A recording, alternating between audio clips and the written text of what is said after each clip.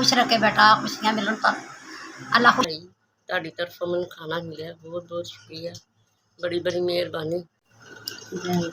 अल्लाह तुहानू खुश रखे, अल्लाह तुहानू होर दवे, अल्लाह ਤੁਹਾਨੂੰ ਖੁਸ਼ ਰੱਖੇ, ਤੁਸੀਂ ਸਾਨੂੰ ਖਾਣਾ ਭੇਜਿਆ। अल्लाह तुहानू ज़्यादा देवे, अल्लाह तुहाडे ज़िंदगी च बरकत पाए, अल्लाह तुहानू खुश रखे, अल्लाह बहुत कुछ देवे।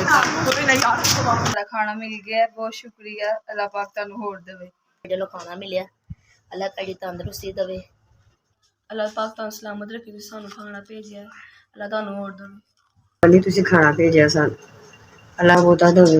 बड़ा बहुत बहुत शुक्रिया, तुसीं सानू खाना भेजिया, अल्लाह पाक तुहाडी रिज़्क च बरकत पाए। अल्लाह भला करे, अल्लाह तंदुरुस्ती। अल्लाह पाक आपको सेहत दे, तंदुरुस्ती दे। आपने हमें खाना भेजा, अल्लाह आपको इतनी तौफीक दे कि आप ऐसे हमें मेहरबानी, तेरा खाना सानू पहुंच गया। सानू खुश रखे, आबाद रखे। बहुत बहुत मिहरबानी, शुक्रिया, ਤੁਸੀਂ ਸਾਨੂੰ ਖਾਣਾ ਖਿਲਾਇਆ। अल्लाह तुहानू जिंदगी तंदुरुस्ती देवे, अल्लाह तुहानू खुश रखे, अल्लाह तुहानू ज़्यादा देवे, तुसां सानू रोटी दित्ती।